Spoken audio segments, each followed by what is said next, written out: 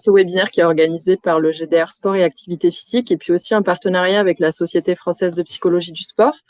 Et donc, le terme aujourd'hui porte sur fatigue mentale et performance. Donc, pour un tout petit peu introduire le contexte de ce webinaire, il s'inscrit déjà dans les préoccupations de recherche et d'accompagnement scientifique de la performance qui sont au cœur du projet Train Your Brain. Donc, le projet Train Your Brain, c'est un des projets lauréats de l'appel à projet sport de très haute performance en vue des Jeux Olympiques et Paralympiques de Paris 2024.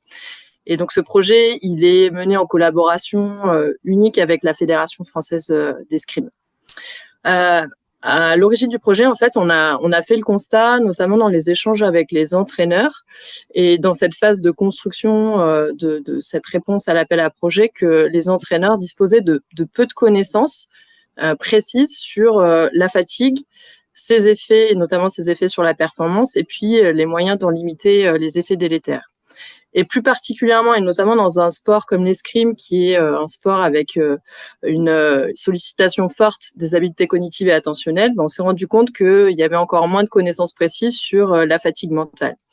Et notamment dans une discipline qui est susceptible d'en générer une grande partie. Donc c'est pour ça que c'est un des axes forts du projet Train Your Brain, et puis ça a été aussi notre souhait, au-delà du projet de Train Your Brain, de partager les avancées des travaux qu'on mène dans le cadre de ce projet, mais aussi plus largement avec la contribution de collègues qui sont présents ce soir et dont Marc va vous présenter un peu plus le programme du webinaire de ce soir. Donc je vous souhaite un bon webinaire, et puis je laisse la parole à Marc pour vous présenter un peu plus le contenu et le déroulé du webinaire.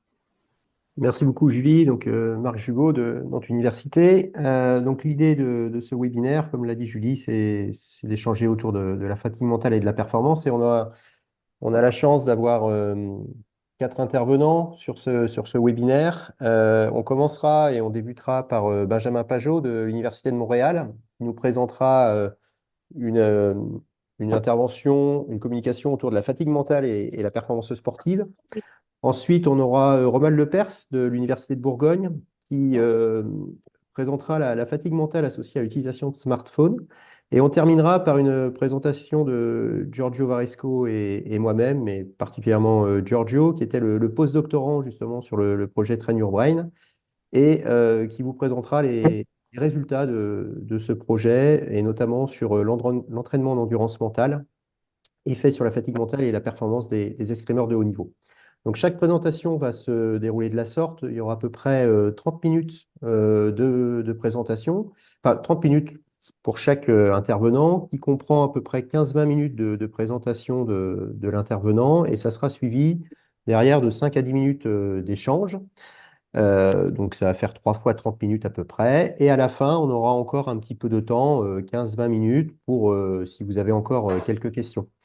Pour les questions, 2 possibilités. Soit vous posez votre question dans le chat et derrière, je la communiquerai aux intervenants. Soit vous levez la main et je vous donnerai la parole pour que vous puissiez poser la question. Donc là, c'est vraiment comme cela vous arrange.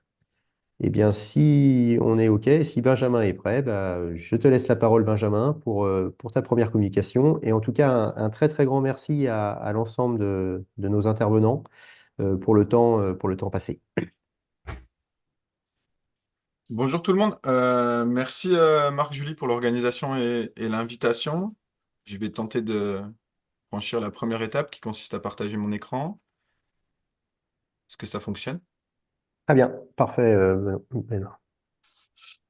Excellent, ça a l'air de fonctionner. Est-ce que vous voyez le pointeur rouge? Oui, c'est bon. Ok, parfait. On y va. Marc et Julie, n'hésitez pas à me rappeler quand il reste 5 minutes, s'il vous plaît. Vous savez que j'ai un problème de temps. Vous le je serai connaissez maître très bien, du il faut pas temps, qu'on ne soit- t'inquiète pas. Ok, donc merci pour l'invitation encore et merci à tous pour votre présence à ce webinaire intercontinent, vu que si je ne me trompe pas, on est plusieurs à être sur différents continents. Là, on va parler pour la première période de ce webinaire sur faire un petit peu un état des lieux actuel des connaissances sur la fatigue mentale et les performances sportives, avec le but de définir ce qu'est la fatigue mentale et de montrer ce qui est connu à l'heure actuelle dans la littérature. Donc, on y va. Est-ce que ça fonctionne? Parfait. Donc, je vais rapidement, j'ai aucun conflit d'intérêt à déclarer. Je vous propose de commencer en faisant un petit retour vers le futur sur la base de la fatigue mentale et la première étude pionnière sur ce sujet d'un chercheur italien qui s'appelle Angelo Mosso et qui est le premier à avoir mis en évidence l'effet d'une interaction entre le cognitif et le physique sur un point de vue fatigue. C'est-à-dire que la fatigue mentale va altérer les performances physiques. Donc, à l'aide de cet outil-là, de ce dynamomètre, l'ergomètre là, c'est qui permet de mesurer la force en fait exercée par un doigt, par un doigt. Angelo Mosso, il a convoqué le matin d'une journée de travail ses collègues professeurs à l'université et il leur a demandé de réaliser des contractions maximales. Donc, ce que vous voyez ici là, une barre égale une contraction maximale. Et il leur a demandé de réaliser des répétitions de contractions maximales jusqu'à épuisement, jusqu'à désengagement dans la tâche. Donc, ce qui est intéressant, ce qu'on peut observer ici, cette diminution progressive de la force maximale produite par les participants, c'est une des premières preuves dans la littérature de présence de fatigue physique. Ensuite, il leur a fatigue induite par un exercice physique. On va en reparler dans les définitions. Ensuite, il a demandé à ses collègues de revenir le soir après une journée d'enseignement, une journée de cours magistraux, et donc ils sont revenus en reportant et de se sentir fatigués. Ils leur ont demandé de réaliser exactement le même exercice le soir. Ce qui est super intéressant, si on regarde ça, c'est que à peu près, bien évidemment, c'est visuel uniquement, puis on en reparlera par la suite avec des données dans la littérature, mais on se rend compte qu'ils sont capables, sur les premières contractions, de produire la même quantité de force, c'est-à-dire la même magnitude de force. Donc il semblerait qu'ils soient capables de garder, en présence de fatigue mentale, la capacité de pousser aussi fort que possible, ou tirer selon l'outil. Par contre, ce qui est intéressant, c'est qu'ils se sont désengagés plus tôt de la tâche. Et ça, en fait, c'est les premières évidences qui existent dans la littérature dans les années fin 1800, début 1900, sur l'effet négatif de la fatigue induite par un engagement prolongé dans des exercices, dans des tâches cognitives, sur la performance physique. Et on va voir, en fait, que ces résultats de Mosso ont été répliqués dans la littérature et on trouve la même chose. En allant un petit peu plus loin, il a fallu attendre jusqu'à 2009 pour la prochaine étude. Alors, pour la suite, ce que je vous propose, c'est que dans un premier temps, on va définir les contextes, parce qu'il y a plein de définitions différentes de fatigue, donc on va savoir où on se met dans l'approche théorique. Ensuite, on va faire une très très brève présentation sur comment induire et mesurer la fatigue mentale au laboratoire, et ensuite présenter brièvement les études pionnières sur la fatigue mentale et les performances sportives, pour conclure. Commençons avec les définitions. Donc, il y a plein de définitions qui existent dans la littérature sur la fatigue, parce que c'est quelque chose qui est multidomaine, parce que des fois c'est investigué en multidisciplinaire, parce que des fois c'est investigué que dans un seul silo disciplinaire, et ça touche les travailleurs, le sport, la performance, euh, plein de populations différentes. Donc, il y a plein de multiplications de définitions, et nous, on se pose dans la littérature sur définir la fatigue comme un état ou un trait psychobiologique induit par un engagement prolongé dans un exercice physique et ou cognitif ou la maladie. Ce qui est important, c'est qu'il y a vraiment ces différents aspects et aussi les niveaux de tas et de traits. Concernant... Est-ce que ça fonctionne? Oui, et donc ce qui est important, c'est que la fatigue peut être un état et un trait. Quand on parle d'état, on parle d'une fatigue transitoire, c'est-à-dire une fatigue induite par l'engagement dans la tâche dans laquelle on peut récupérer après une période de repos. Un trait, ça va être une fatigue persistante, aussi appelée chronique, et qui est causée par la surcharge d'entraînement, l'épuisement professionnel et diverses pathologies. Dans le cadre du webinaire, on va se concentrer sur l'état de fatigue, et plus particulièrement de fatigue mentale. On a vu dans la définition précédente, donc ce qui concerne la maladie est plutôt intérêt au trait de fatigue. Donc nous, on va se consacrer à l'état, et l'état de fatigue peut être induit par l'engagement dans une tâche physique ou une tâche mentale. Elle peut être induite dans une tâche physique ou dans une tâche mentale. On va se concentrer, comme vous le savez, sur la fatigue mentale, et on définit la fatigue mentale comme un état psychobiologique induit par un engagement prolongé dans un exercice cognitif / mental, ça dépend des disciplines, comment on nomme ça, et elle se caractérise par une augmentation du sentiment d'épuisement et de manque d'énergie, et je pourrais rajouter souvent, mais c'est pas toujours le cas, d'une diminution des performances cognitives. Pour cadrer au niveau de ce dont on veut parler quand on parle de performance sportive. Quand on parle de performance sportive, dans notre cas précis, on va parler de toute performance physique, donc dans ce cas-là qui fait référence au corps entier, ou de performance motrice, c'est-à-dire un membre isolé, ou également psychomotrice, pouvant avoir un impact sur le résultat d'un match ou d'un événement. Donc on s'entend que sur les trois images qu'on voit là, c'est trois régulations de la performance différentes, entre courir un marathon, faire l'haltérophilie ou tirer un lancer franc au basket. Donc là, ça pourrait être un exemple typique d'endurance, de force, à condition que la personne soit suffisamment experte pour maîtriser le geste technique et qu'on soit uniquement dans la force et pas dans l'apprentissage du geste. Et idem avec le basketball pour la tâche psychomotrice qui consiste à avoir intégration de l'environnement pour ajuster son tir. Bien qu'un sport soit caractérisé principalement par une qualité physique dominante et sa performance associée, par exemple, si on prend le cyclisme sur route, on est tous d'accord que c'est l'endurance. Souvent, dans la littérature, on oublie de prendre en compte, en fait, que les autres qualités physiques, on va appeler ça comme ça, sont extrêmement importantes dans différents sports, même si un sport a une dominance, par exemple, en endurance. Si on prend le cas du vélo et du cyclisme sur route, ben certes, c'est dominance endurance, mais si on doit éviter s'il y a quelqu'un qui tombe devant nous dans le peloton, notre performance psychomotrice pour éviter la personne est cruciale, parce que si on n'est pas capable de faire ça et d'éviter la personne, on va pas gagner la course. De la même manière, même si la performance d'endurance est dominante, si je dois sprinter à la fin, là, on va être dans la performance de puissance maximale. Donc, c'est-à-dire qu'il faut prendre en compte trois concepts différents et qui sont liés à des performances différentes. On a une régulation physiologique et psychologique des tâches d'endurance, de production de force et des tâches psychomotrices qui sont complètement différentes l'une de l'autre. Quand on parle de tâches d'endurance, on va parler dans 99% du temps des exercices à dominance aérobie d'une durée de plus de 75 secondes. Pour les exercices à puissance maximale inférieure à 60 secondes, et pour les tâches psychomotrices, c'est des tâches qui nécessitent une intégration de l'environnement et une prise de décision sur le geste à réaliser. Ce qui est intéressant ici, c'est que ça, c'est la régulation physiologique ou contrôle moteur de l'exercice, mais on doit prendre aussi en compte le fait que on déploie un effort, on engage des ressources dans une tâche, ça c'est la définition de l'effort, pour réaliser la tâche. Et on sait par exemple qu'il y a très peu de régulation de l'effort quand on fait un exercice de puissance max. On va juste faire un all-out, on va pousser aussi fort que possible, donc la régulation de l'effort, elle est faible, même si l'effort est maximal. Alors que dans une tâche d'endurance, on va être constamment en train de se poser la question, est-ce que je continue, est-ce que j'arrête, est-ce que j'accélère, est-ce que je dépasse la personne, etc. Donc la régulation est plus importante. Et même chose dans la tâche psychomotrice, avec la loi de Fitts, on a un conflit vitesse-précision, on sait que l'effort et sa perception vont interagir là-dessus. Donc, considérer une performance physique comme toutes les performances physiques, comme on fait souvent dans la littérature et comme je l'ai fait aussi dans mes papiers et on le fait tous, est un raccourci erroné et on se rend compte en fait que si on intègre la performance avec une vision à la fois de psycho et de physio, il faut dissocier ces trois types de performances. Donc, on va se cadrer là-dessus au sein de cette présentation et présenter l'effet de la fatigue mentale sur ces trois types de performances. OK? Donc, comment on induit et on mesure la fatigue mentale au laboratoire?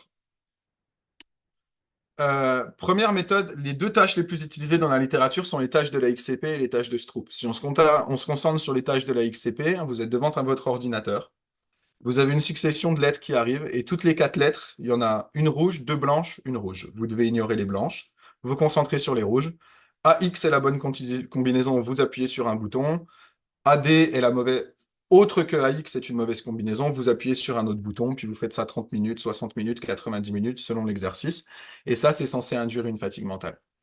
Tâche de Stroop également, donc c'est la tâche que vous connaissez certainement, au moins certains d'entre vous, c'est-à-dire il y a une dissociation entre la couleur de l'encre et le mot, et on doit dire soit la couleur de l'encre, soit le mot. Et ça, même chose, c'est exigeant cognitivement et ça induit une fatigue mentale. Plus récemment, et Romuald va vous en parler un petit peu plus juste après, le téléphone portable, et on s'en doute tous, est reconnu pour induire une fatigue mentale et avoir des effets délétères. Et récemment aussi, il y a l'imagerie motrice qui a été démontrée comme lorsqu'elle est faite de manière prolongée, elle peut induire un fatigue et avoir un effet négatif. Ce qui est commun à toutes ces tâches, c'est que ce sont des tâches exigeantes cognitivement, qui nécessitent une attention soutenue, qui inclut du processus d'inhibition. Si on prend les processus d'inhibition, c'est inhiber la réponse naturelle qui arrive, et aussi de la mémoire de travail. Je vais aller rapidement là-dessus. Attention à la tâche contrôle. Si vous êtes intéressé pour être sûr de ne pas avoir de facteurs confondants sur votre tâche contrôle, je vous dirige vers ce papier-là. En gros, si vous prenez une tâche contrôle ennuyante, l'effet négatif de l'ennui va aller masquer votre effet. Donc ça, c'est extrêmement crucial. Comment mettre en avant la fatigue mentale? On peut le faire en en évaluant les manifestations subjectives de la fatigue mentale, c'est-à-dire l'augmentation du sentiment d'épuisement et du manque d'énergie, et aussi les manifestations objectives de la fatigue, c'est-à-dire les diminutions des performances cognitives et ou une altération d'un paramètre neurophysiologique. Pour les évaluations subjectives, on a des échelles visuelles analogiques ou des questionnaires, et pour les évaluations objectives, on va s'intéresser à la performance cognitive, notamment la fréquence cardiaque, le EEG et l'oculométrie. Bien évidemment, on peut faire de l'IRM, de la MEG, plein de choses comme ça, mais ça coûte très cher, c'est peu applicable et c'est surtout pas transférable sur le terrain. Donc c'est pour ça que j'en parle un petit peu moins. Maintenant, fatigue mentale et performance sportive. Alors ça, je tiens à le dire dès maintenant, c'est-à-dire que vous allez voir des références datées. Mais c'est volontaire parce que ça grandit de manière exponentielle, il y a des papiers qui sortent tout le temps. Donc je me suis dit qu'il y a plein de revues qui existent dans la littérature, qui sont citées notamment, Donc, pour aller voir vers les études les plus récentes qui confirment les études actuelles, vous pourrez aller voir dans les revues pour les retrouver. J'ai trouvé intéressant de mettre en avant en fait les premières études et les études pionnières sur ces thématiques, et aussi de prendre l'exercice corps entier et l'exercice en membre isolé pour le justifier que ça a été reproduit. Et j'insiste là-dessus, il y a eu un questionnement sur la reproductibilité de la fatigue mentale ou pas aux sciences du sport, mais je voudrais quand même préciser que la méta-analyse qui questionne l'effet de la fatigue mentale trouve un effet significatif après avoir réalisé un corrigeant de Rome sur le papier dans des erreurs qui ont été faites de calcul. Donc, les auteurs qui critiquent la fatigue mentale en disant que ça n'existe pas, dans leur méta-analyse, trouvent un effet qui, de mémoire, est de 0,53. Donc, qui est significatif. Je tiens à le préciser tout de suite. OK, donc un rappel très court, on va considérer l'endurance, la performance de force maximale et la performance psychomotrice. Concernant la performance d'endurance, entre l'étude de Mosso que je vous ai présentée au début et cette étude de 2009, il ne s'est rien passé sur l'effet de la fatigue mentale sur les performances physiques. On a attendu cette étude de 2009 du professeur Marcora, où dans cette étude, les participants réalisaient 90 minutes de la tâche d'AXCPT que je vous ai montré avant, suivi d'un temps d'endurance à 80% de la puissance maximale aérobie, et condition contrôle était de regarder un documentaire émotionnellement neutre. La fatigue mentale, dans cette expérience, diminue de 15% la performance d'endurance. Et ça, c'est associé à une augmentation de la perception de l'effort. Donc ici, vous avez le temps. Là, c'est le moment où la personne se désengage, le temps d'épuisement, le temps d'endurance, pardon, et donc le désengagement de la tâche. En noir, vous avez la condition de fatigue mentale. En blanc, vous avez la condition contrôle. Et sur l'axe des Y, vous avez la quantification de la perception de l'effort. Vous pouvez voir un effet condition où, en présence de fatigue mentale, l'effort perçu est plus important qu'en condition contrôle. Et ça, avec les théories de l'intensité de la motivation en psychologie, ça pourrait expliquer, et ça peut expliquer, et ça explique un désengagement prématuré de la tâche. Ce qui est intéressant, c'est qu'aucune altération cardio-respiratoire ou métabolique a été identifiée dans cette étude, et dans des études subséquentes, aucune étude n'a trouvé d'altération d'inhibition de la commande motrice. Et si je précise ça, c'est que dans la littérature, la fatigue centrale, c'est-à-dire la fatigue induite par un exercice, est reconnue comme pouvant inhiber la commande motrice et la capacité d'activer les muscles. Et il y a eu beaucoup d'hypothèses sur le fait que fatigue centrale et fatigue mentale interagiraient. Dans la littérature, et notamment les trois papiers-là et d'autres par la suite qui l'ont reproduit, ont montré qu'on n'a pas de fatigue centrale car on peut toujours pousser aussi fort que possible. Et on va en reparler par la suite. Donc si on parle de la performance d'endurance, que ce soit lors d'un exercice corps entier ou lors d'un exercice isolé, cette étude réplique l'étude de Marcora de 2009, mais dans un exercice isométrique jusqu'à épuisement des quadriceps. Maintenant, si on s'intéresse à la force et à la puissance maximale, cette étude de Smith et collaborateurs en 2015, toujours après 90 minutes d'AXCPT, ont réalisé une reproduction sur tapis roulant des courses réalisées lors d'une simulation de match de football. Et en fait, au cours de cette tâche, les participants devaient choisir leur vitesse eux-mêmes pour réaliser de la marche, des jogs, de la course très rapide et des sprints. Donc différents niveaux d'intensité d'exercice ou d'effort. C'est-à-dire qu'en fonction de la consigne, ils devaient engager plus ou moins de ressources pour réaliser l'exercice. Et lorsqu'on fait un effort maximal, ce qui est super intéressant, c'est qu'il n'y a pas d'altération. Ils trouvent des vitesses choisies par les participants plus faibles, dans toutes les conditions sauf le sprint. C'est-à-dire que quand on demande aux personnes de sprinter en condition de fatigue mentale, ils vont produire la même vitesse. Lorsqu'on leur demande des exercices sous-maximaux, ils vont produire une vitesse plus faible. C'est-à-dire qu'en lien avec ce qu'on a vu avant, augmentation de la perception d'effort, choix de diminuer la vitesse. Sauf que quand on fait un effort max et qu'on sprint, il n'y a pas de régulation d'effort, on sprint. Reproduit dans la même année, sur un exercice de Wingate et des sprints de 30 secondes, pas d'altération de la puissance. Ce qui suggère que, en présence de fatigue mentale, je peux toujours utiliser maximalement mes muscles sur une courte période. Je peux sauter aussi haut que possible, je peux sprinter aussi vite que possible. Par contre, si on me demande de répéter ces efforts au cours du temps maximum, là, on va peut-être se transférer vers un aspect d'endurance, de régulation de son effort, et là, la perf va diminuer. OK?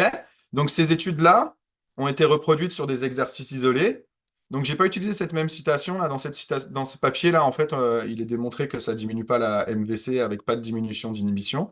Mais pour éviter une redondance à citer deux fois la même citation, j'ai pris celle d'après, qui est l'étude de Martin et al., où ils ont fait 90 minutes de tâches cognitives. Et ensuite, ils ont réalisé différents tests, dont des extensions, des forces max des extenseurs du genou. Et ils trouvent exactement les mêmes résultats.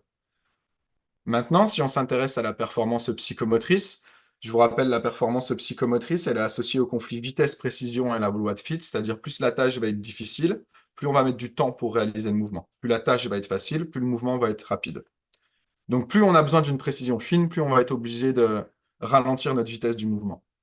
On sait dans la littérature que la fatigue musculaire va augmenter le temps du mouvement. Par contre, ce qui était inconnu avant les études de Vianney-Rosan en 2015, c'est est-ce que ça se reproduit également en présence de fatigue mentale? Et en présence de fatigue mentale, Rosan et collaborateurs reproduisent les mêmes résultats que sur la fatigue physique, c'est-à-dire que lorsque l'indice de difficulté de la tâche augmente, soit parce que je ne sais plus si c'était des distances différentes de tâches, ou des cibles plus faibles, plus petites, ou un mix des deux.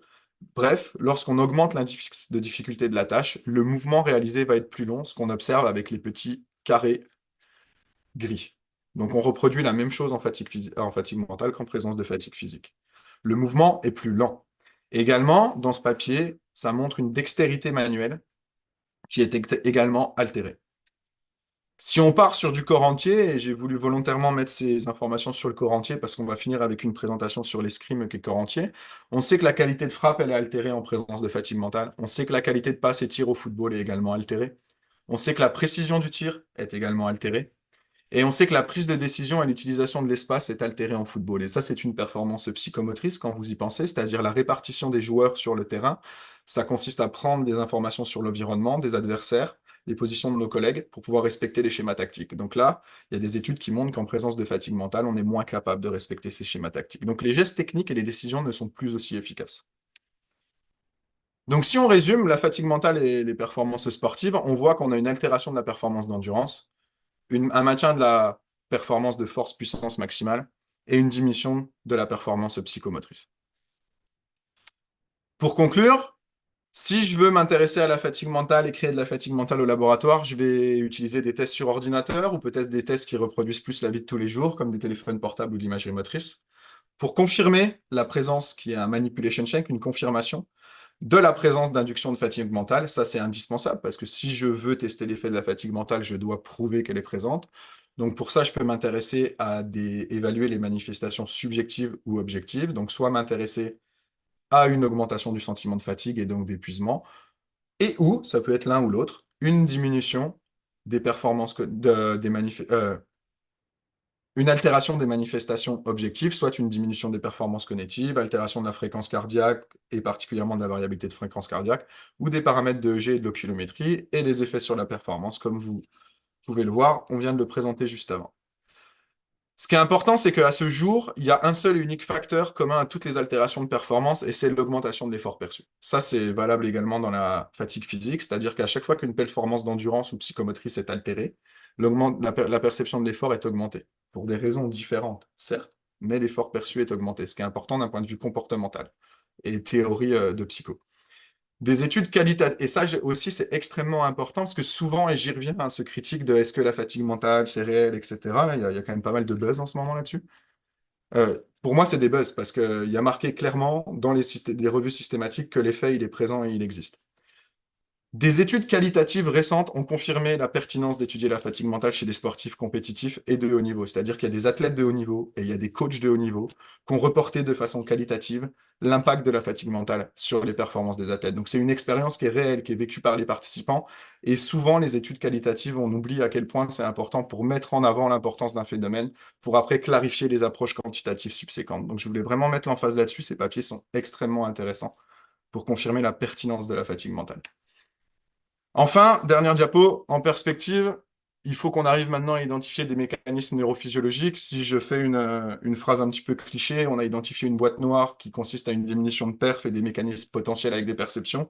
Maintenant, il faut qu'on aille craquer ce qu'il y a à l'intérieur de la boîte noire et comprendre les mécanismes neurophysiologiques associés à cette perte de performance et augmentation de l'effort perçu. Giorgio va vous en reparler. On peut utiliser ces résultats de la fatigue mentale pour développer des méthodes d'entraînement pour lutter contre la fatigue mentale et aussi résister à la fatigue physique et son effet néfaste. On pourrait aller plus loin. Et aussi, je pense que ça, c'est indispensable et c'est particulièrement propre à notre domaine. En sciences du sport, il faut qu'on clarifie les définitions et qu'on arrive à avoir des définitions qui peuvent être utilisées entre les différents domaines de recherche. Et la fatigue et l'effort sont deux choses très impacté par un manque de clarté de définition, contrairement par exemple à la douleur, qui est aussi quelque chose qui est une perception. Donc à partir de là, je pense que les prochaines étapes pour qu'on puisse avancer plus sur ces domaines de fatigue mentale, c'est réussir à s'entendre un petit peu tous sur une définition commune qu'on utilise et qui nous permet d'avoir une approche théorique commune pour pouvoir ensuite justement identifier ces mécanismes neurophysiologiques. J'ai fait une minute de trop, je m'excuse Marc, désolé. Non, c'est parfait, Benjamin. Un grand merci pour ta présentation très claire sur cette thématique.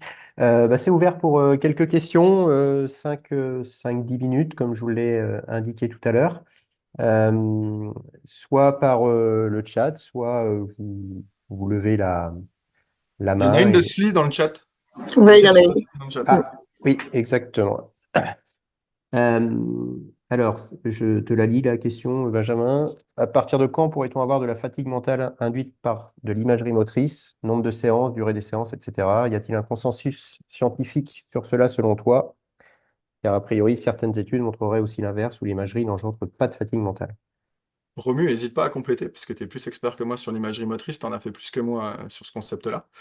Ce qui se passe, c'est que l'imagerie motrice, elle est souvent utilisée de courte durée pour pouvoir avoir soit de longue durée d'un point de vue entraînement de façon répétée, exactement comme vous le marquez, Sli, en nombre de séances, etc.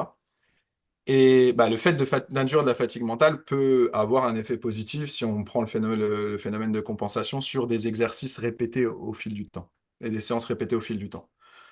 Est-ce qu'il y a un consensus? Je vais être clair, non, il n'y a pas de consensus, parce qu'en fait, il n'y a pas assez d'études qui reproduisent les mêmes données pour montrer un consensus. Par contre, il y a une méta-analyse qui suggère que lorsqu'on fait plus d'une vingtaine de minutes d'imagerie motrice, ça pourrait avoir des effets néfastes. Et il y a une étude qui a été faite par Thomas Jacquet, Bénédicte Poulain, Romuald et moi, qui montrait qu'il semblait exister de la fatigue mentale qui apparaissait à partir de environ, de mémoire, je dirais une vingtaine de minutes également. Donc, il semble exister une accumulation de données dans la littérature qui vont dans la même direction pour dire que faire plus que 20 minutes pourrait avoir un effet négatif. Est-ce qu'il existe un consensus? Non, il n'y a pas assez de reproduction de données dans la littérature. Juste des indices et des suggestions, en espérant que ça réponde à la question.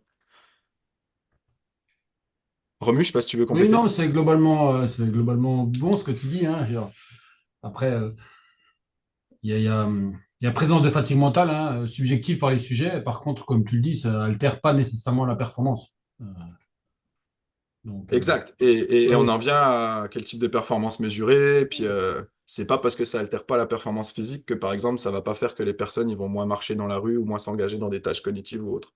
Donc, l'effet parce que négatif peut aller au-delà de la performance physique.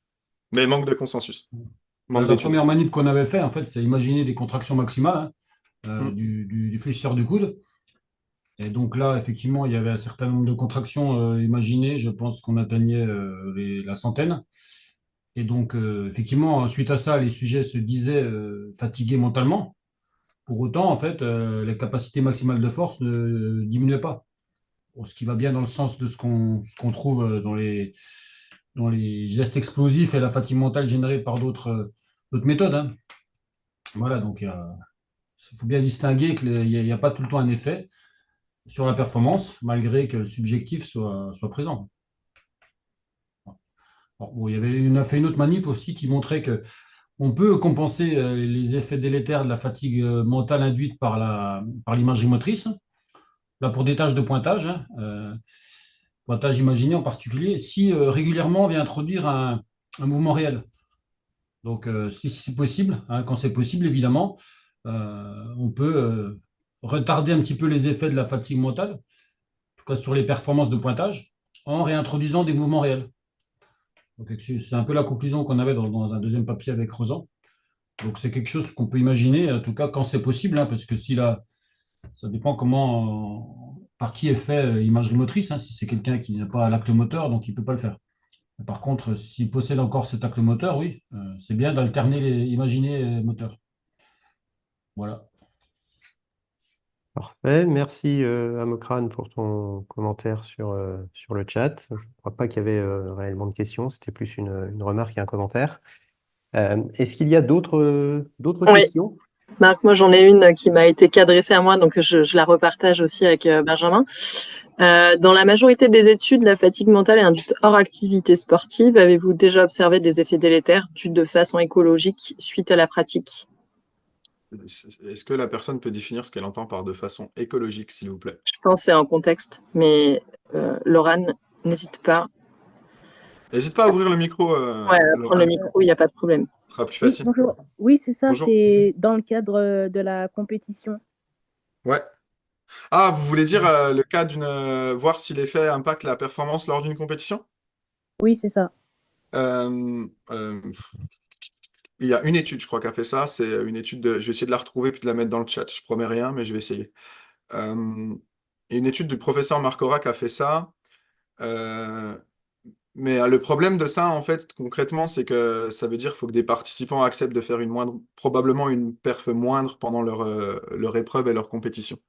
Si je dis ça, c'est parce que ça impacte sur la taille de l'échantillon et donc la capacité de faire l'étude. Il y a une étude du professeur Marcora qui s'est intéressé à prendre des gens qui participent, je sais plus si c'était un marathon ou un trail, mais je vais retrouver l'étude et la mettre en lien. Et dedans, ils ont pris une partie des gens où ils leur ont fait faire la tâche contrôle, une partie des gens où, euh, où ils leur ont fait faire de la fatigue cognitive, puis après c'était un marathon ou un trail, je sais plus, et ils trouvent pas d'effet significatif sur la performance, mais il y a des tendances fortes qui pourraient suggérer que ça pourrait altérer la perf en compétition. Alors Anne, votre idée, elle est excellente. Il y a deux défis. Le premier, c'est trouver des gens qui acceptent, qui pourront moins performer, ce qui est difficile si on veut tacler du haut niveau. Et la deuxième, c'est que si on fait ça, en fait, c'est souvent des tailles d'échantillons qui sont faibles et ça devient difficile de mettre en avant les choses. Merci pour votre réponse. Benjamin, il y avait une question d'Amocrane, là, l'apnéiste, qui demandait en fait, en gros, l'apnée délivre aussi une sensation de plaisir intense. Peut-être que la capacité à éprouver ce plaisir, sécrétion d'endorphine, est un indicateur de fatigue mentale.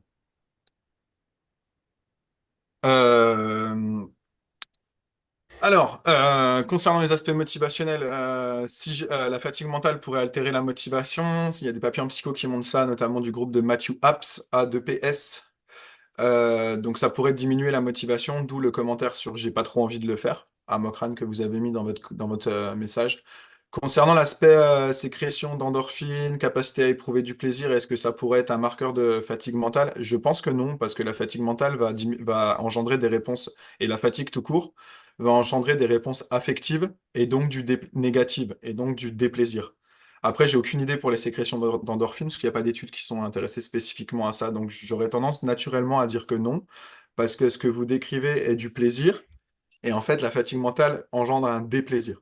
Donc, l'effet inverse. Donc, j'aurais tendance à dire que non. Très bien.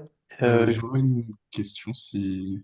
Oui, allez, la dernière, et ensuite on passera à la prochaine présentation. Vas-y, Arthur. Bonjour et merci pour la présentation. Actuellement, moi, je mène des études avec des arbitres de football. Donc, Excellent. en contexte écologique pour le coup, parce que bon, je suis arbitre, donc ça m'intéressait, mais surtout, on s'est dit que c'était potentiellement un sport qui pouvait avoir une grande propension à ce genre de phénomène. Mais on s'est posé la question, souvent de manière écologique, savoir quel effet aussi pouvait avoir l'activité physique des arbitres pendant le match. Est-ce que on a des études qui viennent un petit peu questionner cet effet de faire une activité physique en même temps de l'activité cognitive et d'inhibition, justement, parce que là, il y a les deux qui sont intenses, et de savoir quel est l'effet final, finalement, sur la fatigue mentale. Déjà, c'est super cool, là, l'idée du projet. Sur les arbitres, j'étais arbitre de basket et je vois bien le principe parce que tu peux vite faire des erreurs, puis ça peut vite faire que ton match dégénère. Donc, ton projet est super intéressant, Arthur. Euh, je Je suis pas certain, je crois pas, mais je pense qu'il y a une interaction entre les deux. Mais comment formuler ça? L'idée, elle est excellente. Le problème, c'est dans quel cadre théorique de la fatigue on se pose. Parce que si la fatigue physique, elle est induite par un exercice physique et la fatigue cognitive, elle est induite par un exercice cognitif, le cas de l'arbitre de soccer, c'est quoi? C'est de la fatigue physique ou de la fatigue mentale? Tu vois mon point? Oui, mais justement, en fait, c'était on se demandait si l'activité physique qu'il a pendant le match avait un impact sur sa fatigue mentale, en fait. On voudrait mesurer que la Ben, fatigue mentale, mais savoir s'il y a une hein, interaction, en fait, entre les deux. Pour mesurer qu'il n'y a que la fatigue mentale, tu pars du principe que tu peux isoler la fatigue mentale. Sauf que par exemple, un exercice physique peut booster la performance cognitive, mais s'il y a trop de fatigue, peut aussi le diminuer. Donc là, ma proposition, elle serait un peu de t'inscrire dans le champ théorique qu'on propose ici et qu'on utilise avec Romu, Marc, Julie et Giorgio dans nos études. C'est que tu parles pas de fatigue mentale et de fatigue physique. Tu parles de fatigue induite par la réalisation d'un match, par l'arbitrage d'un match, et après tu regardes les manifestations objectives et subjectives de la fatigue. Je m'explique, la fatigue physique peut diminuer peut augmenter le sentiment d'épuisement, mais c'est pas dans les définitions de la fatigue physique. Mais par contre, c'est intéressant. Donc du coup, moi, ce que tu proposes, j'aurais tendance à proposer de parler non pas de fatigue mentale et physique, mais de dire de fatigue induite par l'arbitrage d'un match, de soccer ou de basket, peu importe ton sport ou handball ou autre, et de voir les manifestations subjectives et objectives de la fatigue. Donc tes manifestations subjectives seraient les sentiments d'épuisement, etc. Et tes manifestations objectives seraient le nombre d'erreurs de l'arbitre, sa diminution de sa vitesse, etc. Et de sortir du silo fatigue physique versus fatigue mentale, mais parler de fatigue et de voir comment les deux manifestations interagissent. Je sais pas si tu me suis ou si ça fait sens. Si, si, très bien. C'est maintenant là, comment mettre ça en place, on va voir. J'en discuterai plus tard. Merci Bon, en tout cas pour la réponse. bon courage. Projet super intéressant et super appliqué et utile en tout cas. Si je peux me Benjamin, permettre, c'est vrai que si je peux me permettre, on pense tout de suite à la situation contrôle où les arbitres, on les ferait avoir une dépense énergétique équivalente au match, mais sans arbitrer, en fait. Ça permettrait d'avoir une pseudo-réponse peut-être à vos questions, quoi. Mais ça, j'imagine que vous y avez pensé. Oui, potentiellement. On essayait plutôt là pour l'instant de voir l'évolution le jour d'un match, par exemple, Hmm. de la fatigue mentale avant, pendant, après, le lendemain matin. D'accord. Et Benjamin. si je peux compléter un instant, en fait, c'est vraiment compliqué car faire une tâche physique, une tâche mentale comme arbitrer en même temps, ça peut avoir un phénomène qui s'appelle inférence cognitive motrice. Et du coup, tu peux avoir, en faisant les deux, tu peux avoir une charge cognitive qui est plus élevée que faire les deux euh, séparés.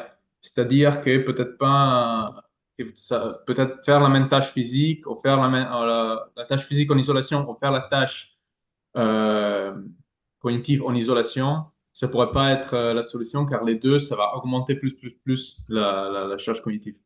Du coup, je suis curieux de voir quand on peut résoudre ça. Je n'ai pas les solutions, je suis seulement au courant du problème.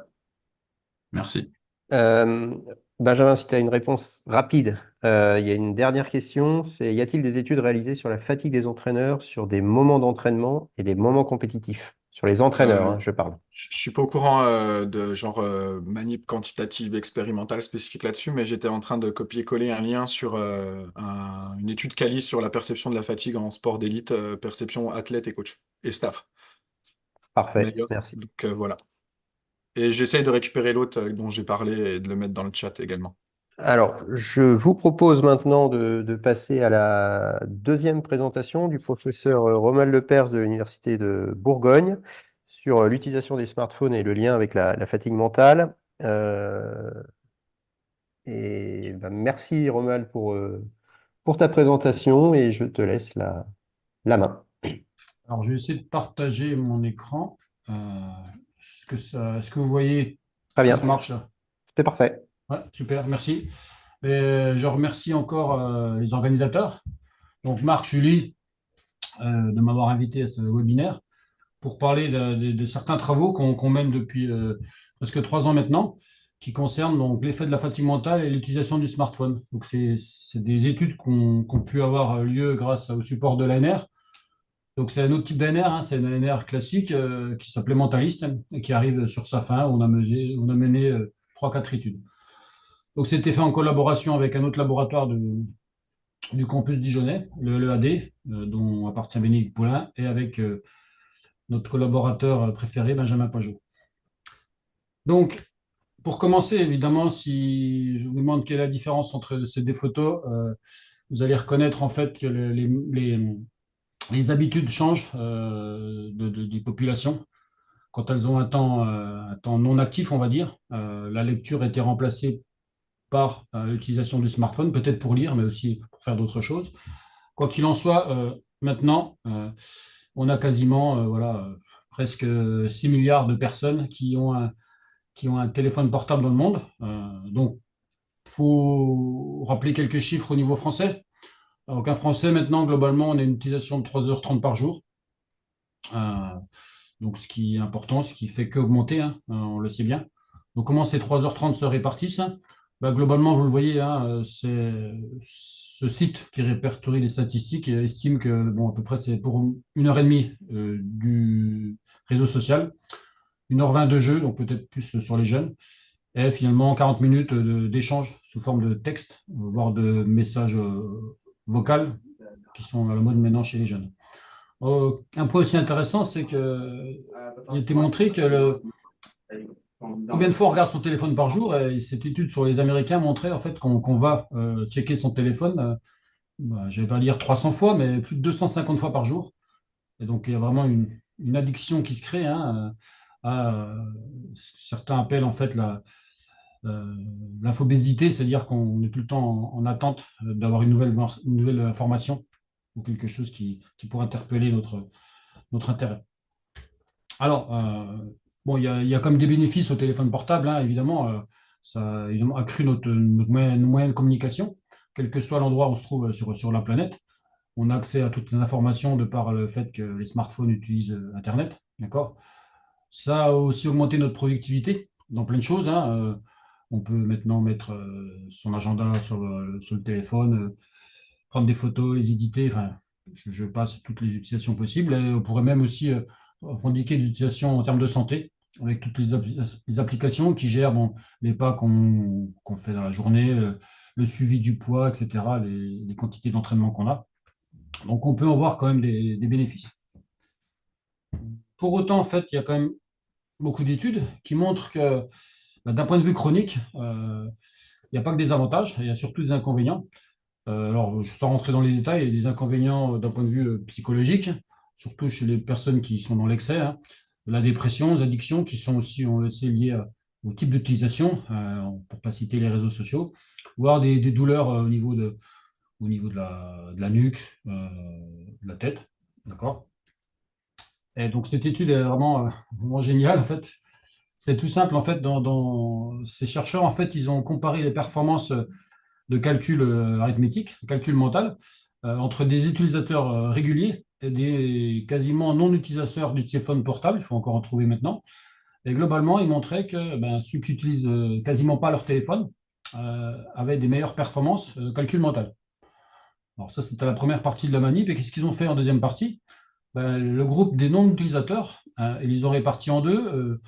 Un groupe qui continuait à ne pas trop l'utiliser, quasiment pas, et un groupe qui a été autorisé à l'utiliser normalement. Et ce qu'on voit de manière intéressante, c'est donc ceux qui ne l'ont pas utilisé n'ont pas vu leur performance changer. Par contre, ceux qui sont mis à utiliser leur téléphone portable de manière beaucoup plus importante qu'avant ont vu leur performance calcul mental diminuer. Donc ça, c'est vrai que c'est génial comme manip, hein, mais donc ça met en garde finalement l'effet du téléphone portable, en tout cas de manière chronique. On n'est pas sur un effet aigu pour l'instant. Alors, des effets aigus, on en a aussi sur des expérimentations où finalement on s'est intéressé à la présence du téléphone ou pas à côté de l'individu. Donc là, dans cette étude, il y avait trois situations. Le sujet avait son téléphone juste à côté de lui, sur le bureau, on va dire. Le téléphone dans son sac à côté de lui, et le téléphone carrément ailleurs dans une autre salle. Ils ont testé en fait les capacités de mémoire de travail et les capacités d'intelligence fluide. Donc, mémoire de travail, c'est la capacité voilà, à faire des calculs, mais en étant avec des périodes d'inattention, d'influence négative. Et donc, intelligence fluide, donc c'est la reconnaissance de caractère suivant une logique. Alors, ce qui est intéressant, c'est que on voit qu'il y a un effet. Dès que le téléphone est proche de nous, en fait, ça perturbe notre capacité de travail, ça perturbe aussi notre intelligence fluide. Donc ça, c'est quelque chose, un message important qu'on pourrait donner à plein de personnes, en particulier aux jeunes, que finalement, même la simple présence du téléphone, sans le regarder, affecte finalement notre capacité de concentration, de mémoire de travail. Alors, pour ce qui est des effets, on va dire, prolongés aussi, il y a une étude de Fortes qui montre qu'il s'est intéressé à l'effet d'utilisation de son téléphone portable avant l'entraînement. Donc, pendant 4 semaines, les joueurs regardaient leur téléphone 30 minutes avant de s'entraîner. C'était, je crois, 4 ou 5 fois par semaine. Et donc, suite à cette période-là, avant et après, ils ont testé différentes capacités physiques, comme la détente verticale, le yo-yo, qui est un test plutôt d'endurance en course à pied, et la prise de décision lors d'une confrontation. Alors, si on regarde les effets sur la détente verticale, donc il n'y a pas eu d'effet sur les performances, on va dire, physiques, c'est-à-dire que les deux groupes, il y avait deux groupes, le groupe contrôle regardait en fait son téléphone, mais avec des documents sur le documentaire sur les Jeux Olympiques.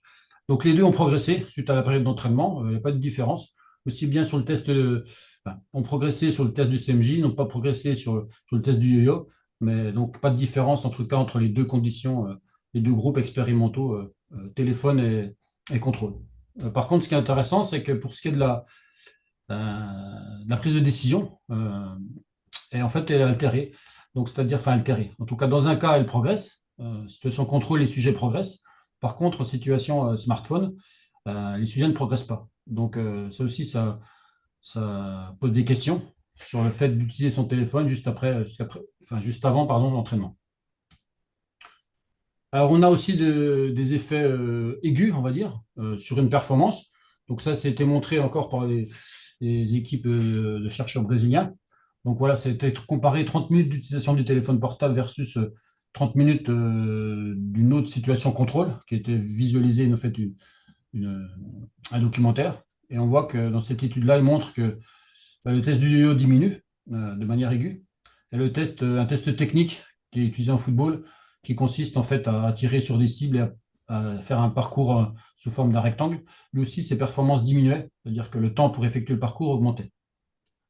Alors, il y a d'autres études, un peu tout le temps du même groupe, d'ailleurs, on retrouve souvent Fortes, qui montrent que voilà, l'effet du téléphone portable de manière aiguë, entre 30 et 45 minutes, altère des performances, par exemple en football, en natation, en boxe ou même dans des exercices de musculation.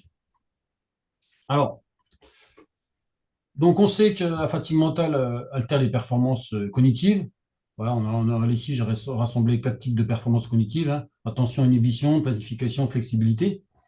On sait que ça altère les performances physiques, donc ça a bien été décrit par Benjamin.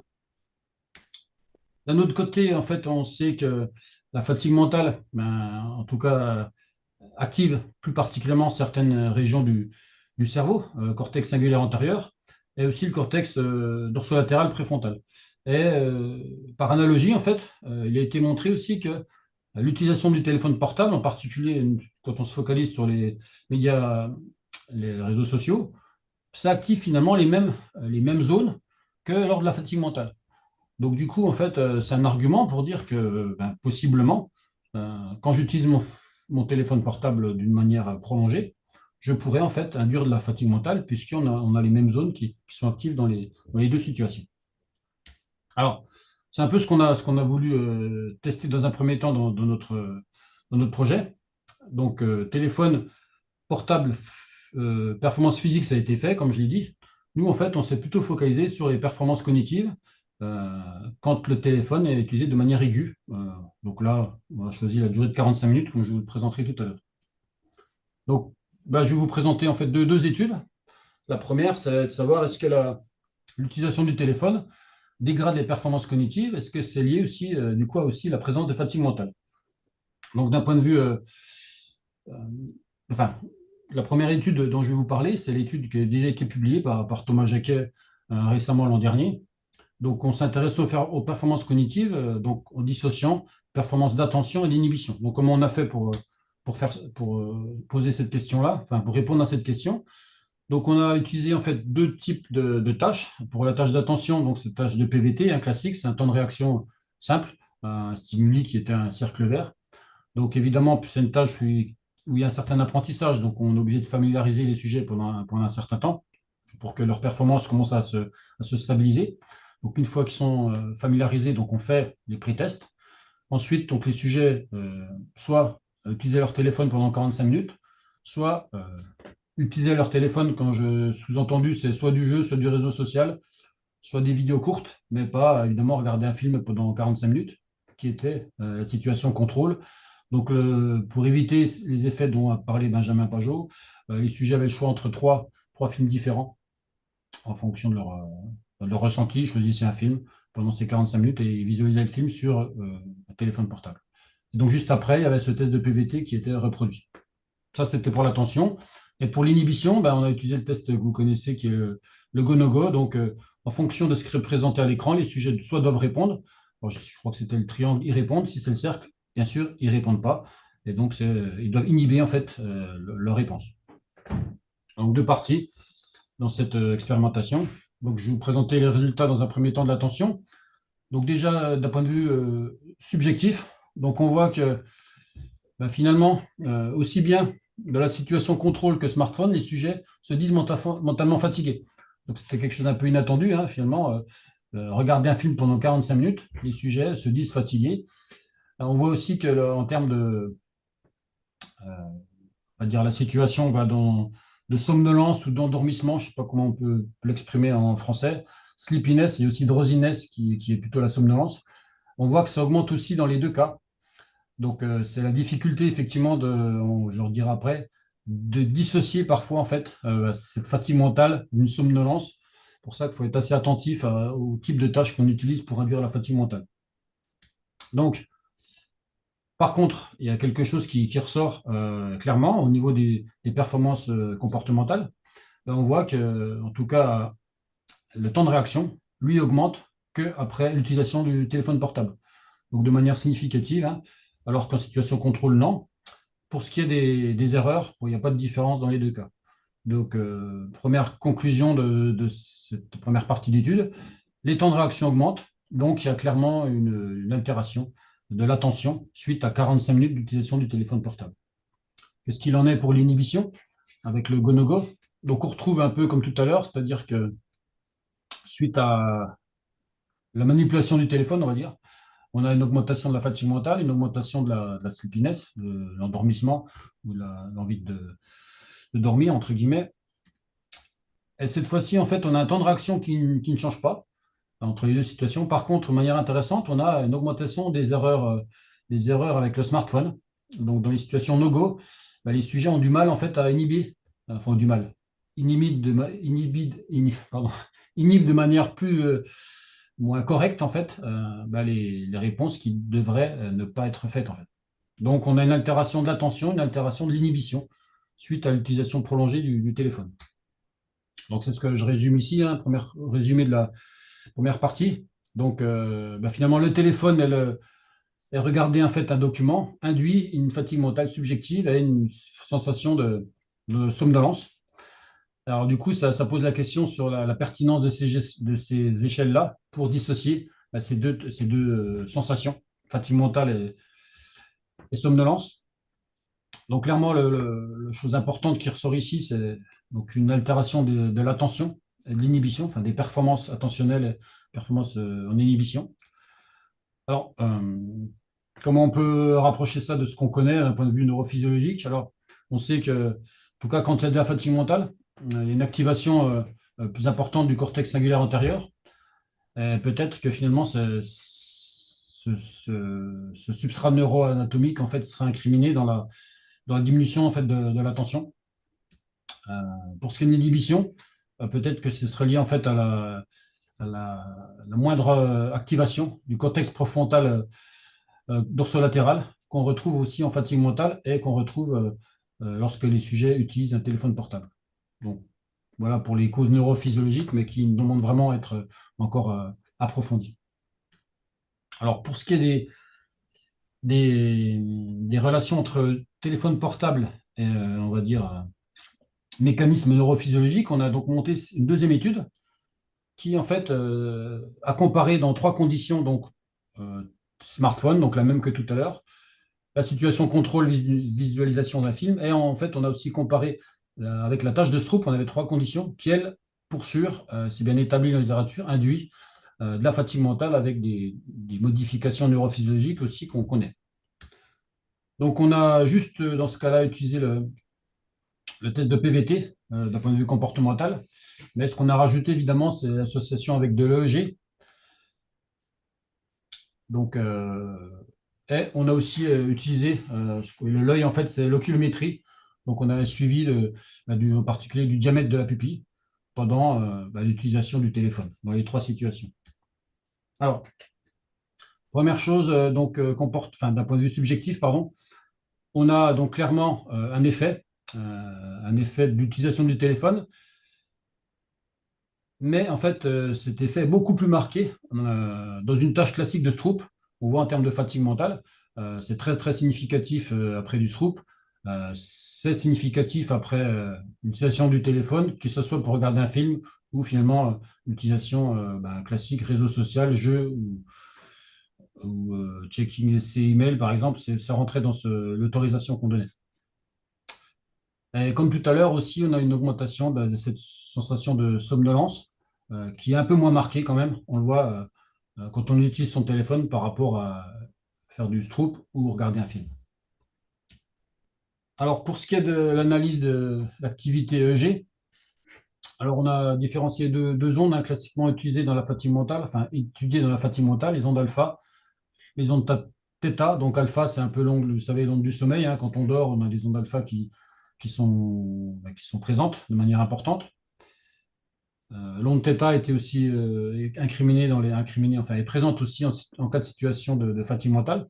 Alors dans cette étude-là, finalement, on trouve que une modification des ondes θ qu'en situation contrôle, où les sujets clairement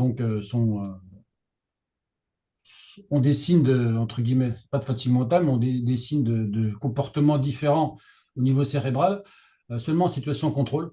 On pourrait rapprocher ça peut-être d'une situation de somnolence, d'endormissement. Pour ce qui est de l'onde alpha, alors ce qui est intéressant, c'est qu'on retrouve la présence d'une augmentation d'onde alpha. Donc vous avez compris, plus c'est rouge, en fait, plus c'est foncé, plus on a la présence de cette onde-là. Donc cette onde θ, en fait, elle augmente dans les trois situations. Donc il se passe clairement quelque chose, mais dans cet état-là, on ne peut pas différencier en fait le téléphone de Stroop ou du contrôle, malheureusement. Pour ce qui est de l'oculométrie, ça nous a permis de montrer que ça, de manière intéressante, que finalement, seule la tâche de Stroop, qui est une tâche d'inhibition que vous connaissez, je ne l'ai pas présentée, altère en fait le diamètre pupillaire, alors que l'utilisation du téléphone, aussi bien en situation contrôle que classique, n'a pas d'effet sur le diamètre, le changement du diamètre pupillaire. Pour ce qui est de la fréquence cardiaque, donc on a une augmentation de la fréquence cardiaque en Stroop, donc fréquence cardiaque normale. Pour ce qui est de la variabilité de la fréquence cardiaque, qui est souvent utilisée aussi pour un marqueur d'éventuelle fatigue mentale, là malheureusement aucun effet significatif ne ressort entre les trois situations. Pour terminer sur le comportemental, en tout cas on confirme ce qu'on a trouvé dans la première étude. Le smartphone induit une augmentation du temps de réaction. Et on retrouve évidemment cette augmentation après l'utilisation de la tâche de Stroop, mais la situation contrôle donc, ne change pas le temps de réaction. Donc les erreurs, elles ne changent pas. Donc cette dernière partie comportementale confirme les premiers résultats sur la première étude sur l'augmentation du temps de réaction après l'utilisation du smartphone. Voilà. Alors, dernière chose sur l'EEG qui a aussi été utilisé pendant la tâche le PVT. Donc, classiquement, donc rapidement, on étudie deux ondes, P300, P200. Pas d'effet sur la P300. La P200, en fait, on l'a trouvé en fait diminuée. Donc, vous voyez sur le graphe, en fait, significatif pour Stroop seulement. Donc, elle est plus négative. C'est pour ça qu'on parle elle est moins négative qu'elle est diminuée. Donc, ça, c'est clairement, en fait, comment ça peut être interprété, cette diminution de l'onde N200, pardon. C'est clairement, il y a une altération de la détection du signal et de sa discrimination. Donc, mais ça, je ne dirais pas malheureusement, mais on l'a trouvé que pour le Stroop et pas pour le téléphone. Donc, pour conclure sur ces deux études, alors, on a clairement montré que aussi bien une tâche contrôle sur téléphone, qui est regarder un film, qu'avoir une autre utilisation, induit de la fatigue mentale, mais aussi en fait de la sleepiness, donc de l'endormissement, de la somnolence, avec des cotations différentes en fonction des situations. Mais bon, ça montre aussi les limites des échelles de visualisation analogique qui montrent des effets dans les deux cas sans pouvoir les dissocier. Alors, on a d'un point de vue électrophysiologique, qu'est-ce qu'on a montré? Alors, Augmentation du diamètre pupillaire, enfin, pardon, diminution du diamètre pupillaire, a montré qu'après seulement la tâche de Stroop, on a des modifications de l'EEG, d'accord, mais ça, qui ne sont pas spécifiques au téléphone portable.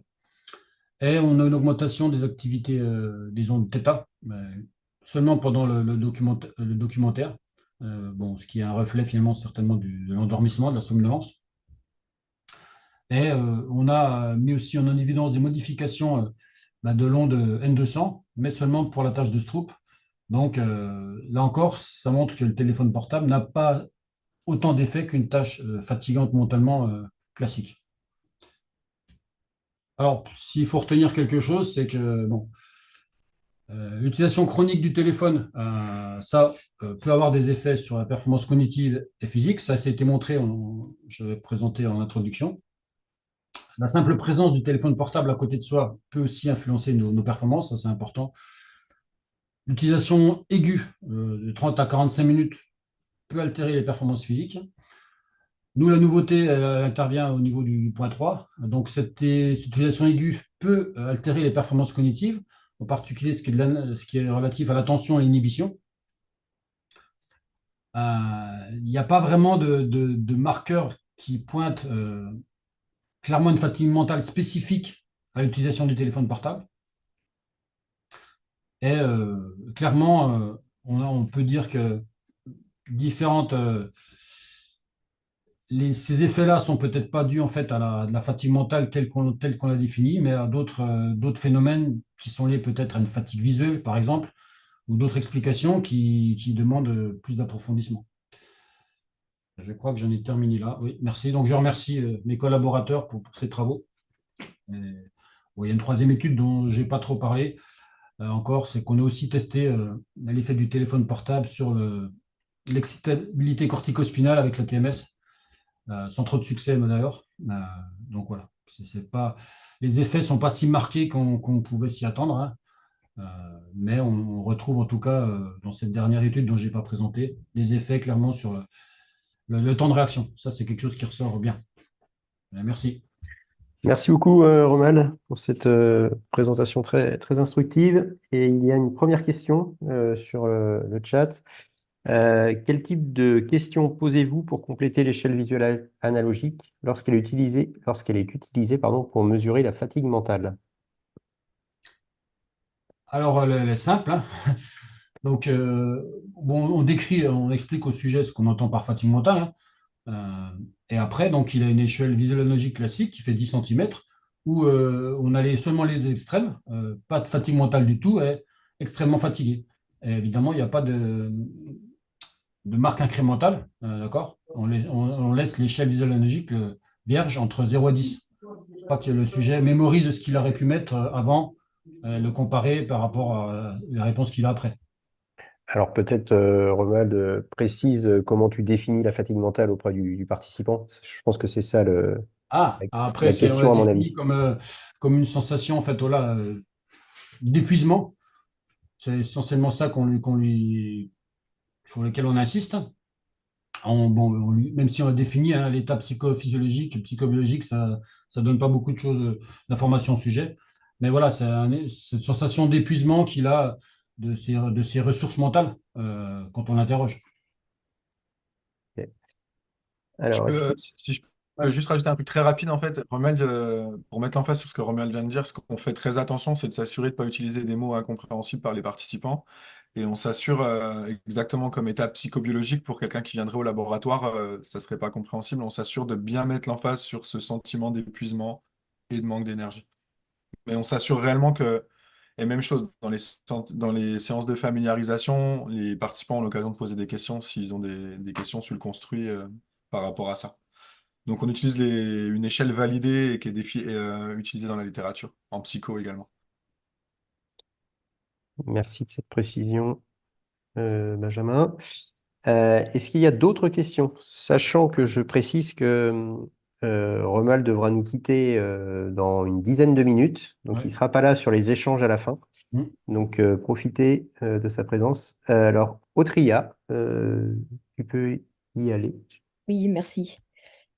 Alors, merci pour la présentation. Votre présentation, elle m'amène à réfléchir sur la gestion de la journée de compétition des athlètes. C'est-à-dire que pour l'instant, les athlètes, ils vont utiliser leur portable et regarder des films avant une compétition. Et je me demande si vous aviez des études qui se sont intéressées sur la gestion de la journée de compétition. Et notamment, moi, je travaille énormément avec des triathlètes. Donc, par rapport à l'intervention précédente qui parle de fatigue mentale dans un sport d'endurance, je me dis finalement, nos triathlètes, dans leur journée de compétition, ils vont engendrer déjà une perception de fatigue mentale, plus après, dans le moment où ils vont être en compétition, et donc comment on pourrait les aider à mieux se préparer finalement. Merci. Ouais. Alors, des études en situation, entre guillemets, écologique, pour reprendre ce terme-là, il y en a très peu, hein.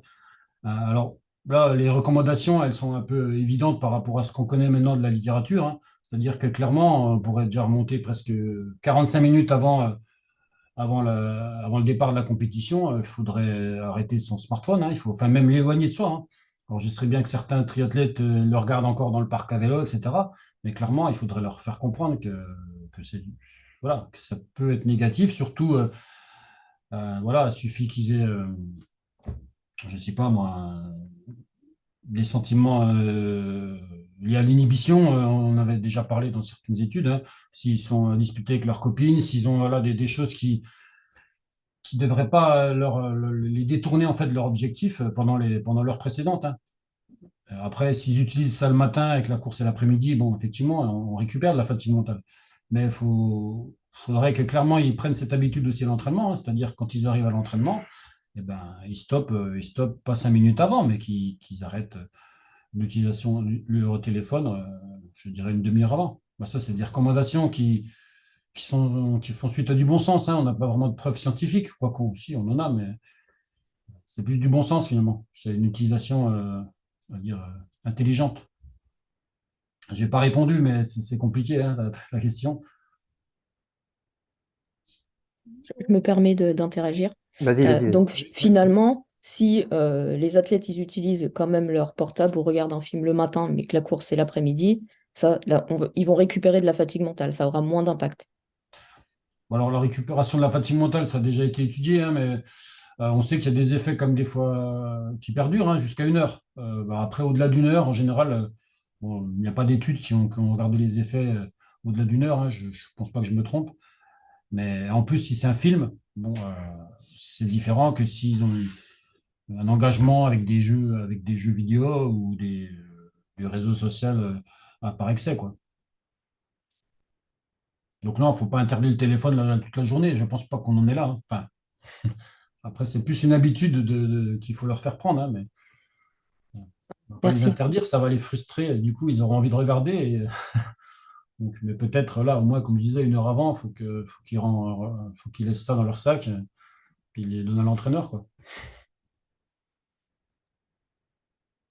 Est-ce qu'il y a d'autres questions pour Romuald?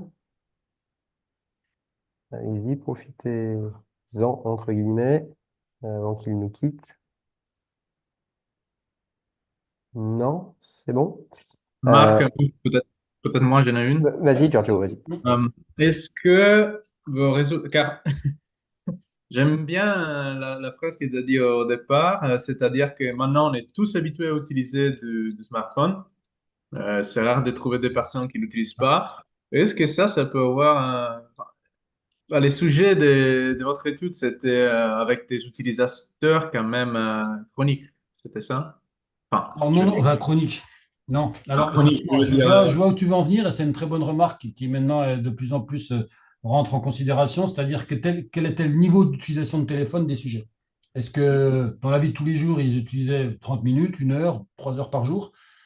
Ça, c'est ce qu'on nous demande souvent. Simplement, ça pose une question un peu, je sais pas, comment dire, euh, je ne sais pas dans quelle mesure on a le droit de poser ces questions au sujet, et dans quelle mesure ils vont répondre de manière réelle. Il faudrait les tracer. Il faudrait qu'on puisse récupérer leurs données personnelles sur leur téléphone. Et ça, c'est compliqué, en fait. Mais clairement, on peut penser que quelqu'un qui l'utilise habituellement 4 heures par jour aura peut-être des réponses différentes à quelqu'un qui l'utilise 30 minutes par jour. Et ça, pour l'instant, à ma connaissance, il n'y a pas d'étude sur quel est fait la quantité d'utilisation par jour. peut avoir sur les paramètres que j'ai mis. Est-ce que quelqu'un qui ne l'utilise pas beaucoup est beaucoup plus sensible? Ce serait plutôt, on pourrait penser que oui, hein. Quelqu'un qui n'utilise que 30 minutes par jour, on vient lui demander de faire une manip, on le place 45 minutes dedans. Peut-être qu'effectivement, il aura plus de conséquences néfastes que quelqu'un qui est un habitué, en fait. Ça, c'est sûr. Et c'est pour ça que là, c'est compliqué, hein. Quelle est la dose à partir de laquelle ça devient délétère, quoi. Mais ouais, je pense que dans les études futures, il faudra clairement pouvoir identifier ça, hein. Ah, ok, oui. Non, c'est intéressant. Encore des questions? Non? C'est bon? Eh bien, un très grand merci, Romuald, Merci à vous, hein. Je suis désolé, je dois vous pour ton quitter. temps. Je regarderai la troisième partie en replay. Pas de souci. En tout cas, une fois de plus, merci pour ton intervention. C'était très intéressant et ça pose vraiment des questions sur l'utilisation de ces téléphones, notamment pour les athlètes.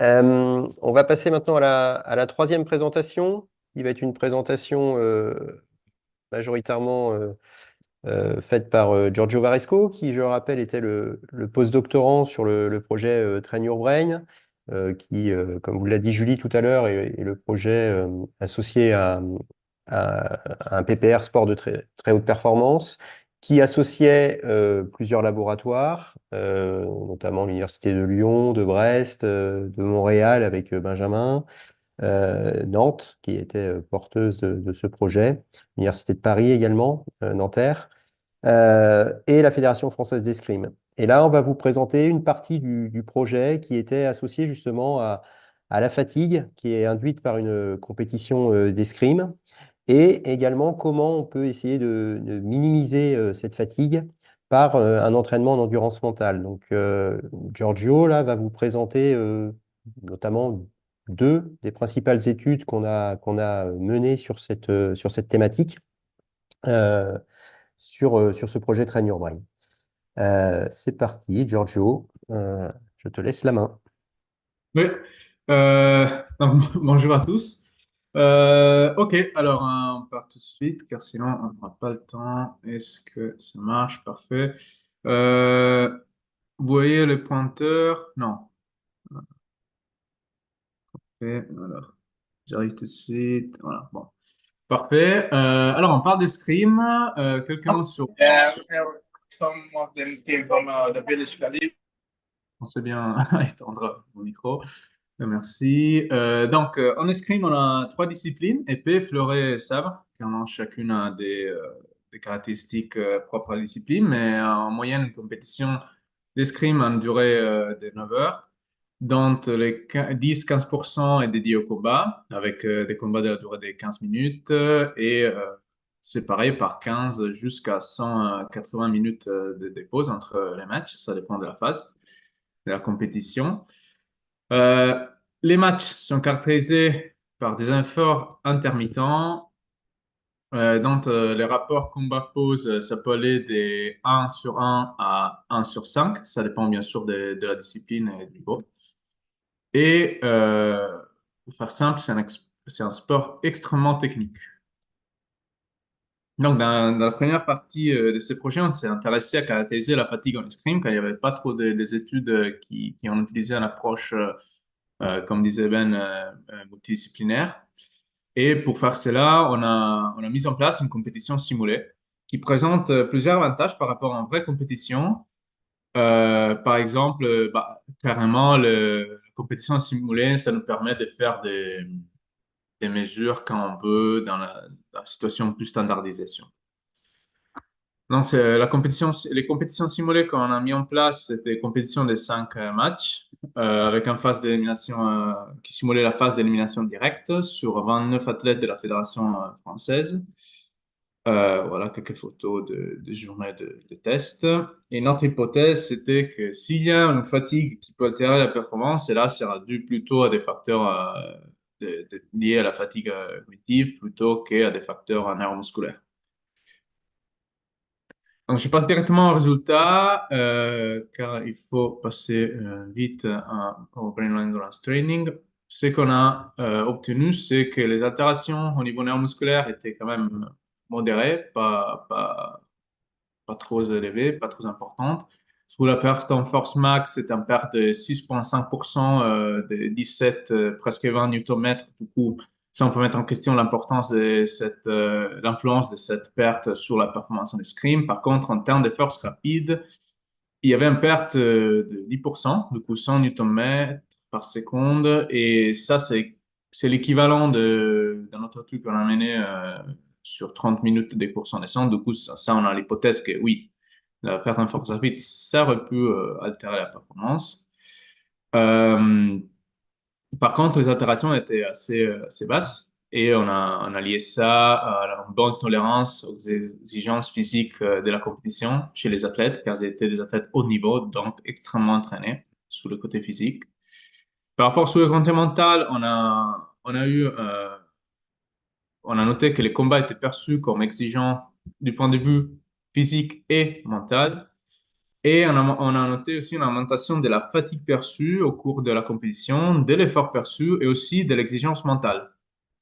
Ce qui prouve bien ce qui va vers notre hypothèse d'un facteur plutôt majoritaire, d'un rôle plutôt important de la fatigue cognitive sur la fatigue neuromusculaire.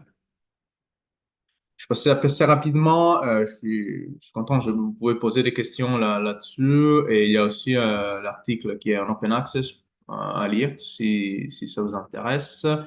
Mais pour l'instant, on passe au vrai discours de cette présentation, du coup, le Brain Endurance Training. La première question qu'on s'est posée, une fois que, bon, on a obtenu qu'il y a une fatigue cognitive potentiellement importante qui pourrait impacter la fatigue. Comment est-ce qu'on va améliorer cela? Dans la littérature, justement, il y a différents protocoles. Ce qui nous paraissait le plus intéressant à mettre en place, c'est Brain Endurance Training. Et le rationnel, il est assez simple, il est assez direct. C'est d'augmenter la charge cognitive de l'entraînement habituel pour rendre les athlètes plus résistants à l'effort cognitif. Ça marche de la même façon qu'un entraînement physique, mais en fait pour l'endurance mentale. Euh, Bien sûr, ça a aussi un rationnel physiologique. J'y passe très rapidement car les collègues, ils ont décrit ces concepts beaucoup mieux que moi. Euh, on a des adaptations sur l'activation des zones cérébrales liées à la perception de l'effort. OK? Et augmentant ces charges cognitives, on va bien sûr stresser des zones qui sont spécifiques à la tâche, comme par exemple, moi, il a parlé de la cortex préfrontal dorsolatéral dans des tâches d'inhibition, mais on va aussi stresser des zones qui ne sont pas spécifiques à la tâche. OK? Par exemple, la cortex insulaire ou euh, je vais le dire en anglais, posterior cingulate cortex, car je ne sais pas faire la traduction tout de suite, désolé, qui pourrait s'adapter et justement pondérer la sensibilité à la fatigue cognitive. On a parlé de différentes tâches cognitives avant, donc je vais passer rapidement aussi sur cela. Une tâche cognitive, ça peut être simplement des tâches qui demandent un effort cognitif important, par exemple du sudoku, du calcul mental. Les Brain Endurance Training en particulier se focalisent sur des tâches d'inhibition que Benjamin et moi, ils ont déjà expliqué, comme par exemple les Stroop Tasks. Ça consiste à lutter, un task d'inhibition, ça consiste à lutter contre un choix instinctif et contre des automatismes cognitifs. Et on peut faire cette tâche avant, pendant et après l'entraînement. Okay. Ça a été déjà fait par différents chercheurs. Ils ont essayé les différentes approches et ils ont montré des résultats assez promettants. Okay. De notre côté, ce qu'on a fait, c'est on a impliqué les équipes des épées dans les crêpes des Wattignies et Reims. Du coup, c'est de très haut niveau. Et un premier challenge qu'on a eu, c'était en fait les problèmes de l'emploi du temps. L'emploi du temps de ces athlètes, c'est assez chargé car autre que la pratique sportive, ils ont aussi une charge académique scolaire assez importante. Du coup, on a pensé bien à des solutions pour optimiser le temps qui pourraient être bien sûr intéressants, en fait, être les moins invasifs possibles en termes de temps. Là, on s'est basé on a commencé à réfléchir comment on peut maximiser la charge cognitive en minimisant les temps d'exposition. Et on a utilisé à notre avantage ces concepts d'inférence cognitive motrice dont on parlait avant avec Ben. Donc, le fait de faire une tâche cognitive en même temps qu'une tâche physique, ça augmente la charge cognitive plus que faire les deux en isolation. OK? Alors, du coup, c'est pas un effet sommatoire, c'est même plus. OK? Car les deux, ça, c'est, voilà, ça donne plus de charge mentale, bien sûr. Et on a fait ces doubles tâches soit avant, soit après l'entraînement d'escrime. Du coup, on avait deux types de sessions. C'était BET pré, du coup, Brain Endurance Training pré et Brain Endurance Training post. Et ça, euh, on n'était pas systématique dans la façon de le faire, car ça dépendait bien sûr de la disponibilité de l'athlète sur la base de son emploi de temps. Du coup, on était assez flexible de la journée où certains têtes faisaient au pré et certains têtes faisaient au poste. L'intervention, ça durait 30 minutes. Du coup, c'était pas trop invasif. Et sur toute la période, quand on a contrôlé les temps d'action, il induit de façon constante. Donc, on a augmenté la charge de la tâche cognitive. Ça a augmenté de façon consistante les temps d'action de 4%. On avait un autre type de session qu'on a essayé. Du coup, les doubles tâches, on faisait 3 fois par semaine. Et dès qu'il y avait une session en plus, du coup, une quatrième session dans la semaine, on faisait une session dite intégrée sur une session d'assaut. Du coup, les sessions d'assaut, ce sont des sessions de combat, qu'on voit ici dans la vidéo. Et les sessions d'assaut, je fais un exemple, ça consiste en 4 minutes de combat plus 3 minutes de récupération. Et ça pour beaucoup de fois. Et pendant la minute de récupération, les athlètes exécutaient une tâche inhibitoire. Ok. Du coup, ça, c'est les modes d'intervention qu'on a effectués. Et ici, notre calendrier. Du coup, comment s'était organisé l'étude, on a fait un premier test pour tout le monde. Après, on a divisé en groupe A et en groupe B. 12 participants, 6 par pôle. Du coup, 6 hommes et 6 femmes par chaque groupe. Ils ont effectué, l'étude a duré des 10 semaines, divisée en deux parties. Donc, carrément, les groupes A, pour les premières 5 semaines, c'était les groupes intervention et les groupes B, c'était les groupes contrôle pour les premières 5 semaines. Aujourd'hui, je vais vous présenter principalement les résultats des premières 5 semaines. Euh, pour différentes raisons. Bah, avant tout, car les groupes qui a fait du BET la première semaine, enfin, le premier bloc d'entraînement, il ne peut pas vraiment être considéré un groupe contrôle ici, car il peut avoir un carry-over effect. Et en plus, le deuxième bloc, il était un peu plus chaotique du point de vue de l'emploi de temps, car il y avait une semaine de vacances où les athlètes n'étaient pas disponibles plein milieu de l'entraînement. Et ça commençait les athlètes commençaient à participer à des compétitions. Euh, donc, les semaines d'entraînement, vous voyez, ils ont un peu il y a un peu plus de différence entre les deux pôles. Du coup, on préfère rester plus solide, vous montrer des résultats bien solides sur la première partie. Là, c'était un entraînement. Avant et après l'entraînement, on faisait une session de tests dédiée. Du coup, on va commencer par simplement, bon, la tâche inhibitoire, c'était du inverted struct task. Du coup, ça, c'était la tâche fatigante. Et après la tâche fatigante, on effectue des tests. La base fatigue, elle a été décrite, et les PVT, du coup, c'est un temps d'action, ils ont été décrits par les collègues. Du coup, je les remercie, ça me fait économiser du temps.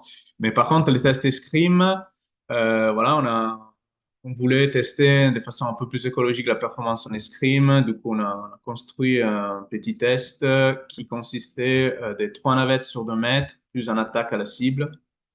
Tout ça, ça durait 9 secondes. Et en plus, on laissait 9 secondes de récupération. OK?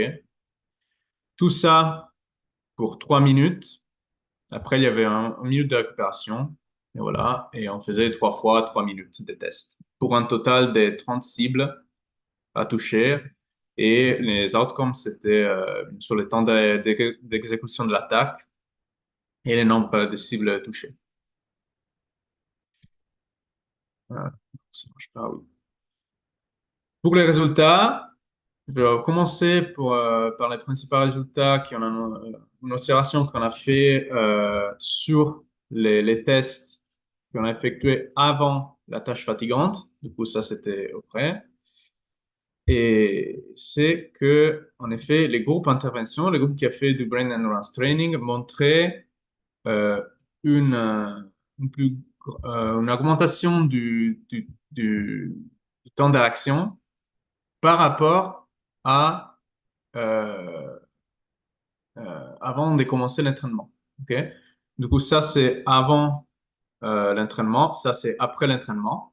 Ils n'avaient pas encore fait la tâche fatigue mentale. Et les temps d'action, du coup, la tension soutenue, elle était pire, OK, par rapport au groupe de contrôle.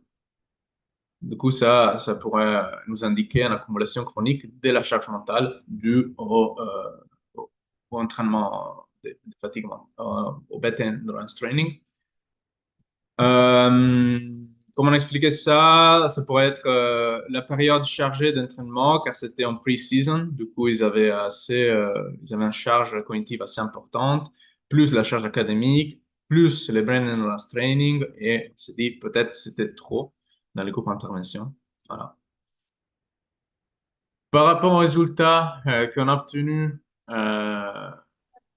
suite à la tâche de fatigue mentale, on a eu presque partout une augmentation du temps d'action, du coup, une attention soutenue qui était altérée chez tout le monde, or chez les groupes intervention après l'entraînement. Du coup, l'entraînement ça semblait être bien bénéfique pour maintenir l'attention soutenue et qu'on utilisait comme index de fatigue cognitive chez nos athlètes.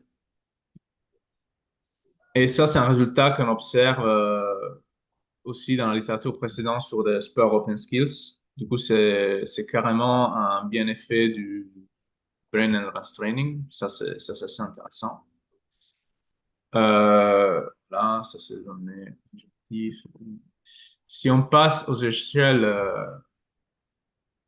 plutôt subjectives, aux données plutôt subjectives, la base fatigue, du coup, la perception de la fatigue, encore une fois, elle a augmenté en fresh condition, du coup, avant la tâche mentale, ici.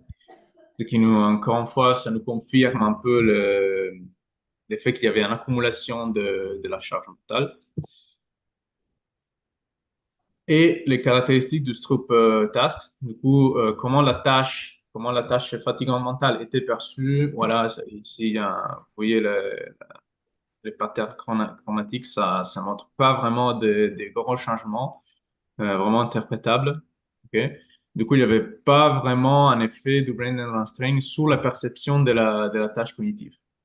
Et je n'ai pas eu le temps de le présenter, mais je vais le dire vite fait. La performance à la tâche cognitive, ça ne changeait pas entre les deux groupes. Peu importe si c'était à baseline ou au test après le brain endurance training. Par rapport au test d'escrime, rien changé. Pas de résultat, ni sur le nombre de cibles touchées, ni sur le temps d'exécution du mouvement. Okay. Ça, ça pourrait être dû au niveau des athlètes. Nous, on a testé d'autres niveaux quand des études précédentes, on a testé des amateurs, pas vraiment sur l'escrime. Et aussi, c'est un problème sur la spécificité du test aux demandes de la compétition. Okay. Du coup, les tests, ils ciblaient plutôt des fondamentaux quand plutôt dans la performance en escrime, on vise des autres facteurs comme, je sais pas, on a l'interaction en fait avec un adversaire et ça change beaucoup les, la donne. Du coup, ça pourrait être que notre test n'est pas assez spécifique. Voilà. Il y a beaucoup de résultats, je vais les résumer vite fait, car après je passe la parole à Marc. On a obtenu un résultat négatif, que c'est la diminution de la capacité d'ascension soutenue de manière chronique chez les Esquimaux de haut niveau. Du coup, c'est un effet chronique qui pourrait avoir un impact négatif sur la performance. Par contre, il y avait un effet positif sur la fatigabilité cognitive.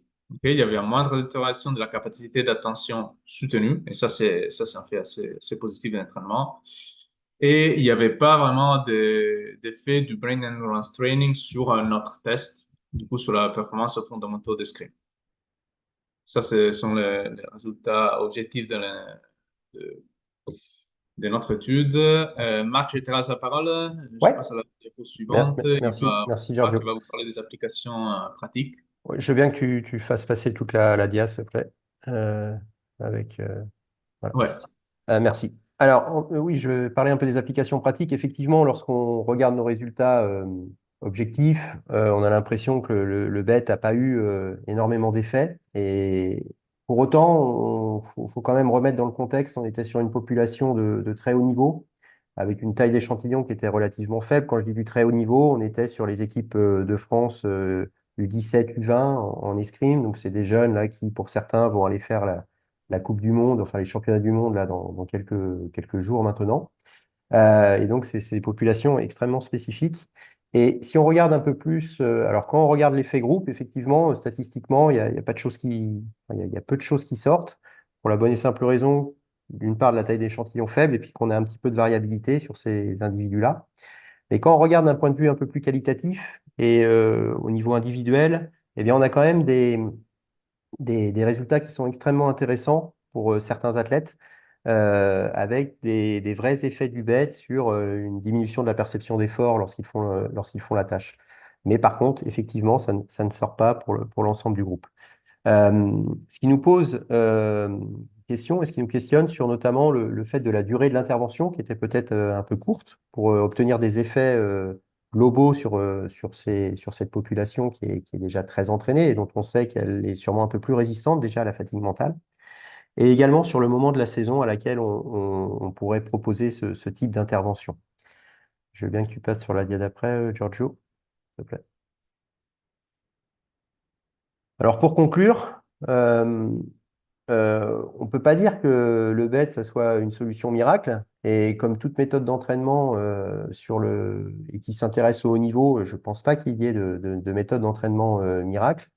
Pour autant, je pense qu'elle est quand même intéressante et qu'elle peut avoir un effet important pour des athlètes. Et donc, elle n'est pas à négliger, à mon avis, sur ce type d'activité, ou en tout cas sur l'activité sportive plus globalement. Il faut juste faire attention à l'utilisation de ce type d'entraînement. On a montré très significativement une surcharge cognitive. Alors, c'est l'objectif de ce type d'entraînement, mais on voit quand même que pour les athlètes, au bout d'un moment, il faut positionner ça à un moment où la compétition, elle est peut-être pas très proche parce qu'il y a un risque potentiel.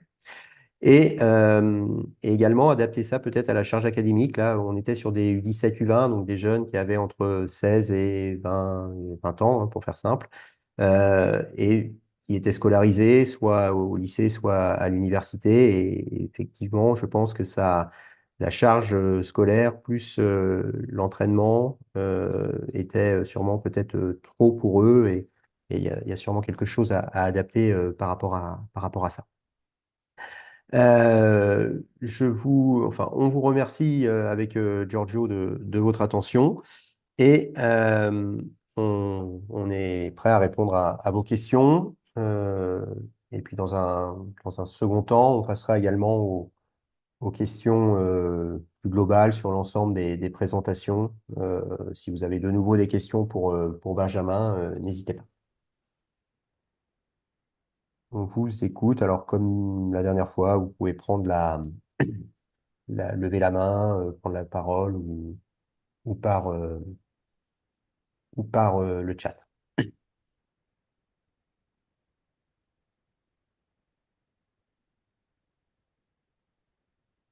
Vas-y, Benjamin. C'est plus un commentaire. Je voudrais envoyer quand même du positif sur cette étude dans la continuité des points que tu as mis, Marc, parce que c'est pour faire le pont avec une des questions qu'on avait eues sur l'aspect écologique et aller en compétition. C'est-à-dire que là, je suis pas persuadé que dans la littérature, il y ait beaucoup de monde qui soit allé explorer l'effet du brain endurance training sur des athlètes de aussi haut niveau et les contraintes que tu présentais, Giorgio, et que tu as mis en avant, Marc aussi. Mais en fait, c'est des contraintes qu'on n'a pas le choix et ça montre toute la difficulté d'aller chez l'athlète de haut niveau. Et en fait, là, ce qu'on met en avant, c'est qu'il pourrait potentiellement avoir un effet positif ou négatif. Mais au moins, on est allé chez l'athlète de haut niveau. Et je pense que c'est quelque chose qui est extrêmement positif par rapport à cette étude et qu'il faut mettre en avant. Puis c'est un petit peu plus, je dirais. Parce que c'est normal qu'on soit déçu, mais je pense pas que ça soit décevant, les résultats. Donc, parce que c'est une population qui est unique et personne l'a fait. Et du coup, ça donne des choses intéressantes qui se développent. Et il y a plein de choses à explorer derrière. Donc, je voulais juste essayer d'envoyer un petit peu de positif par rapport à ça. Merci, Benjamin. Mais on en est conscient, hein. Il n'y a pas de, il y a pas de souci, hein.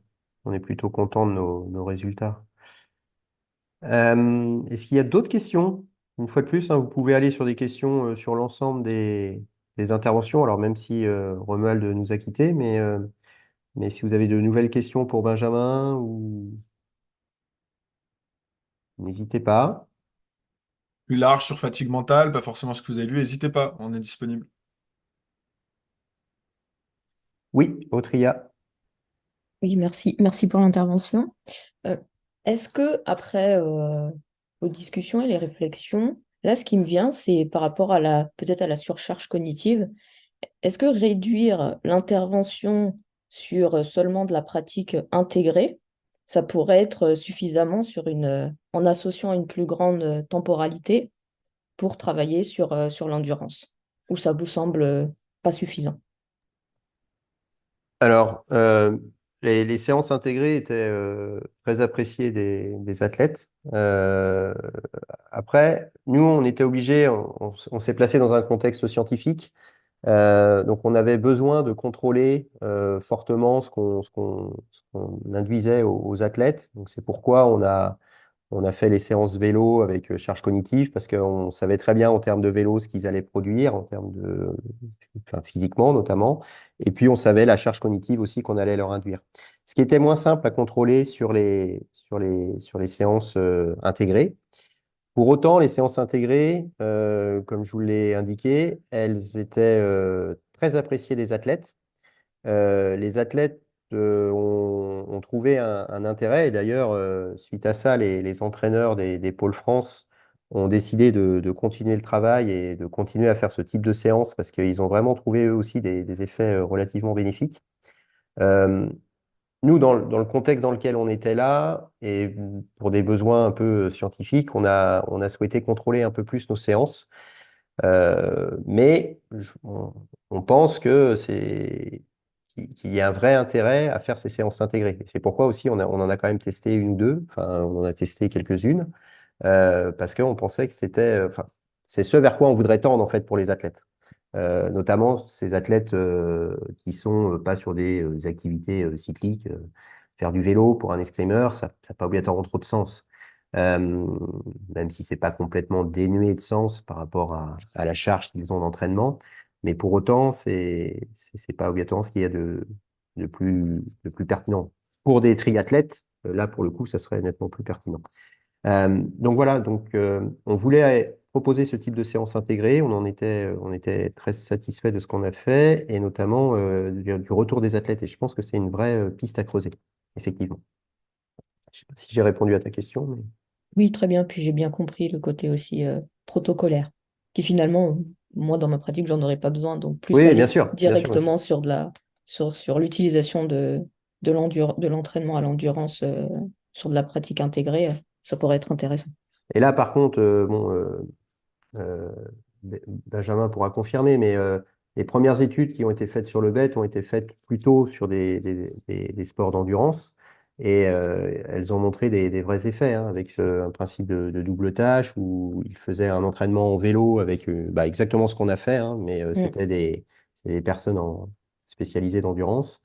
Et on montre une augmentation du temps d'endurance à la suite de l'étude. Donc, pour des triathlètes, je pense qu'il y a un vrai intérêt à faire ce type d'entraînement. En tout cas, je le ressens après vos interventions. Je me dis, ça peut être un axe que je vais aller développer et aller creuser. Merci. Et je voulais savoir, est-ce que ce serait possible d'avoir le lien pour l'article? Oui, oui. Giorgio, tu vas Mm. mettre ça dans le Lequel? chat. Celui qu'on a présenté, là, le fatigue. Oui, Ouais. Celui que tu as présenté, Giorgio, l'open access. Euh, le- Ouais, le- ça, c'est par rapport à comment on a caractérisé la fatigue en escrime, pas Oui, par oui. rapport à Ouais. l'événement. Non, mais c'est celui-ci qui a le nom. ok. Et bah, si on peut avoir les deux, moi je prends les deux. Alors, l'autre, il est en cours d'écriture. D'accord, très bien. Donc, faudra Pas attendre, encore. faudra attendre quelques semaines. Ouais. Mm. Merci. Merci. Est-ce qu'il y a d'autres commentaires, d'autres questions?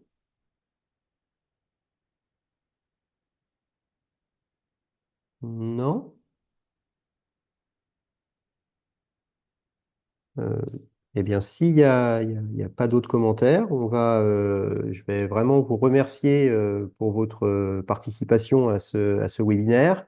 J'excuse Julie Doron qui a dû nous quitter un tout petit peu plus tôt également, mais avec Julie, on tient sincèrement à remercier les intervenants, donc Benjamin Pajot, Rommel Lepers et Giorgio Maresco pour leur participation à ce webinaire qui, je l'espère, vous a intéressé. Une fois de plus, un très très grand merci. Puis je vous souhaite une bonne soirée. Et à bientôt pour des échanges sur des thématiques aussi intéressantes que celle-ci. Bonne soirée. Au revoir.